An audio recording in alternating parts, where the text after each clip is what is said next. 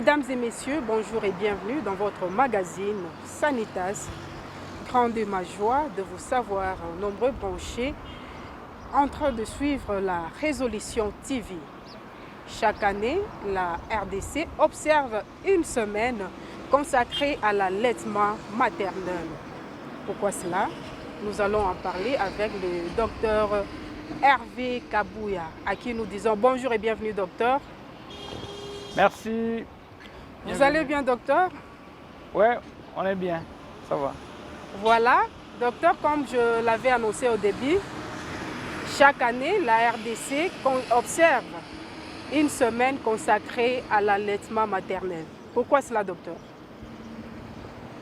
Ouais, en fait, l'allaitement maternel est une activité préoccupante parce que il s'agit d'alimenter le nouveau-né et le nourrisson. Alors, le lait maternel étant l'aliment idéal pour une croissance saine et rassurée, nous devons chaque année, même chaque fois, le répéter aux dames qui, de plus en plus aujourd'hui, sont livrées à plusieurs activités qui font qu'elles tendent à négliger d'allaiter leur enfant à leur sein. Voilà, docteur.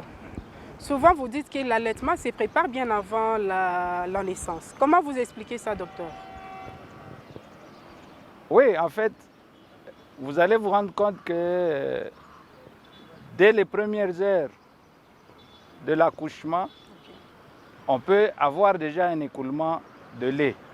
C'est-à-dire que l'organisme était déjà en train de fabriquer le lait maternel. Et cela doit être préparé parce que le lait, comme tout aliment, doit contenir les éléments nutritifs, notamment les glucides, les lipides, les graisses, les vitamines et beaucoup d'autres choses encore. Alors, à ce moment-là, il faut préparer parce que la mère, d'abord, pendant la grossesse, c'était une alimentation. Est-ce, docteur, il y a un aliment conseillé pour une femme qui est enceinte pour bien préparer, bien sûr, l'allaitement? Non, on demande que la maman qui soumise aux changements hormonaux de la grossesse, il y en a qui au début perdent l'appétit, il y en a qui même vers la fin continuent à perdre cet appétit-là. Alors à ce moment-là, quand une maman est dénutrie au moment de l'accouchement, ce qui fait que son lait sera aussi un peu plus pauvre et il en sera ainsi de l'alimentation du nouveau-né. C'est pour cela qu'il faut. Mais à dire un aliment spécifique, je ne pense pas. Il y a des aliments qui sont aussi conseillés, bien que nutritifs, qui sont peut-être déconseillés à la femme qui est en phase de pré-accouchement. Pour permettre que l'accouchement se fasse bien, on peut interdire certains aliments qui du reste sont peut-être riches. Donc je disais qu'il faut une alimentation saine, c'est-à-dire contenant tous les éléments qui puissent permettre que le corps du fœtus se constitue normalement, permettre qu'elle garde suffisamment d'énergie et de santé pour soutenir et porter cette grossesse jusqu'à terme. Donc il faut des aliments nutritifs pour la maman pour qu'ensuite elle puisse le transférer à son fœtus qui ait une croissance. Mais cela doit être contrôlé parce que s'il y a des insuffisances, l'enfant pourra naître affamé.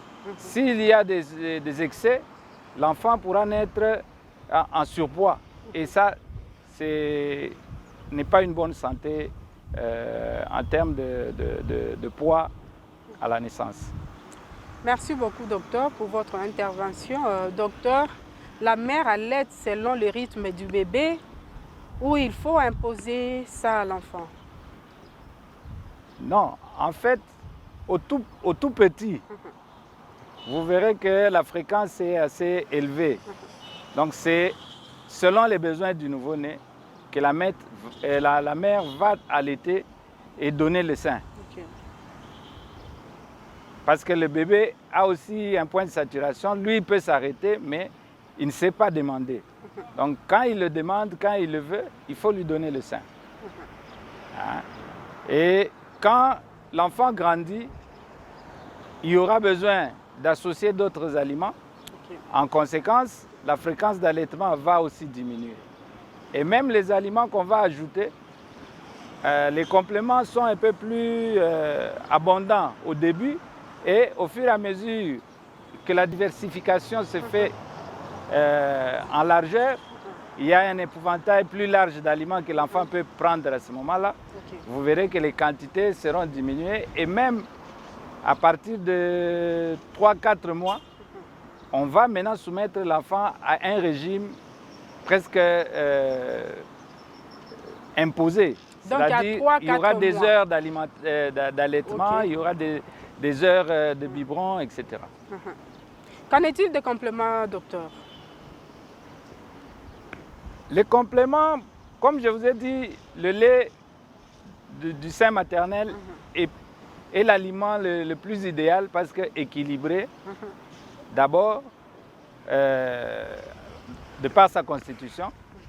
Il est sain parce qu'il est stérile, donc il n'est pas contaminé quand il sort du corps de la maman. De deux, il apporte plusieurs autres avantages que le lait complémentaire ne peut pas donner. Par exemple, le caractère psychologique de l'allaitement. Il y a un attachement mère-enfant qui s'établit à cause de l'allaitement par le sein maternel. Il y a les anticorps que la mère a fabriqués, que l'enfant ou le nouveau-né, tout au début, ne peut pas fabriquer de lui-même. Ok. Alors la mère lui donne, donc il lui donne aussi un pouvoir protecteur.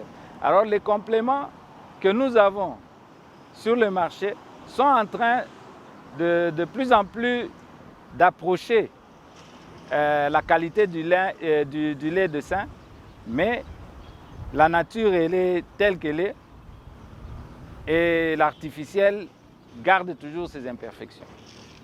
L'artificiel garde toujours ses imperfections. Docteur, en situation particulière, par exemple, cas de décès, reprise de travail avant la période de souffrage et autres, comment est la procédure, docteur? On dit que l'allaitement est l'idéal, l'allaitement au sein est idéal et il est recommandé à toutes les femmes. Mais il arrive, comme vous le dites, des circonstances où Inentendu, hein? c'est contre-indiqué de donner Vraiment. le lait de sein pour la santé de l'enfant, protéger la santé de l'enfant. On peut contre-indiquer de l'allaitement au sein maternel. On peut contre-indiquer l'allaitement pour d'autres raisons, mais il peut arriver aussi pour les avantages de la mère, par exemple reprise de service, par exemple nécessité de voyager, que la mère doit prendre cette décision d'apporter du lait complémentaire. Et à ce moment-là, on dit c'est quand la femme ne peut pas ou quand il le faut, Voilà. qu'elle ne donne pas le lait qu'elle peut mettre. Il n'y a pas de procédure. Donc il faut peser le pour et le contre. Voilà. Et quand nous, à la base, on conseille qu'au moins les 6 premiers mois, l'allaitement au sein soit exclusif. Voilà. Donc l'alimentation du nouveau-né soit exclusive au lait maternel. Mais dans la société, les circonstances peuvent faire que la femme doit arrêter. Elle doit y aller de façon progressive pour ne pas priver de tous ces avantages que j'ai énumérés tantôt, Voilà. pour ne pas priver l'enfant de l'affection maternelle, pour ne pas priver l'enfant d'une protection immunologique. À ce moment-là, la mère ne doit pas, elle doit se mettre aussi une discipline en termes d'horaire Ok. pour compléter cette alimentation-là. Oui, docteur, il y a des femmes travailleuses qui procèdent 2 fois à extraire les laits. Pendant combien de temps doit-on conserver ça? C'est peut-être une solution, mais qui n'est pas du tout à conseiller, parce que le lait extrait du sein doit être consommé immédiatement. Ok. Donc, on ne peut pas garder ça, d'autant plus que le lait qui est stérile est facilement contaminable. Tandis que les laits de biberon sont contaminés après un certain temps, mais le lait de sein, d'abord dans le récipient où on le prend, les manipulations pour l'extraire peuvent déjà le contaminer avant même que l'enfant ne le prenne. Alors, quand le nouveau-né ou le bébé n'arrive pas à téter pour une raison ou une autre et qu'on veut lui donner toujours du lait maternel, l'extraction doit se faire de façon stérile et le lait extrait doit être quantifié juste pour l'utilisation. Rien ne doit être conservé pour éviter les surinfections ou les surcontaminations. Pour l'utilisation, docteur, par exemple, on doit conserver ça pour combien de temps? Bon, en tout cas, à ce que je sache. Pour toute une journée ou comment? Non, une journée c'est déjà trop parce que le lait même artificiel, quand on l'a préparé, le biberon, on ne sait pas le garder plus de 6 heures. Le lait artificiel qui est déjà dehors, on ne le garde pas 6 heures. Mais le lait qui quitte, qui est stérile, risque de se contaminer même pendant l'extraction. Donc, moi je trouve que ce n'est pas une façon. Il faut le faire dans un milieu stérilisé où la contamination est presque annulée. À ce moment-là, si vous gardez ça, je pense que la fermentation qui viendrait, elle demande un certain temps. Si vous êtes sûr des conditions d'extraction, alors il faut peut-être assurer aussi les conditions de conservation. Voilà, chers téléspectateurs, comprenez que nous sommes dans votre magazine Sanitas. Nous avons parlé aussi avec le docteur Hervé sur l'importance de l'allaitement maternel. Docteur, quelles sont vos recommandations à ce sujet? À ce sujet, je continue parce que même aujourd'hui... Parce que nous sommes déjà en train de chuter. Oui, les contre-indications de l'allaitement sont de moins en moins nombreuses. Par conséquent, j'insisterai que l'allaitement maternel reste l'idéal jusqu'au moins à 6 mois et de façon exclusive. L'allaitement maternel soit idéal, ça c'est le conseil du docteur Hervé Kabouya. En tout cas, merci beaucoup chers internautes de votre réelle attention nous accorder. Nous sommes arrivés à la fin de notre émission. Surtout restez branchés sur la Résolution TV et vous ne serez jamais déçus. Bye et à la prochaine.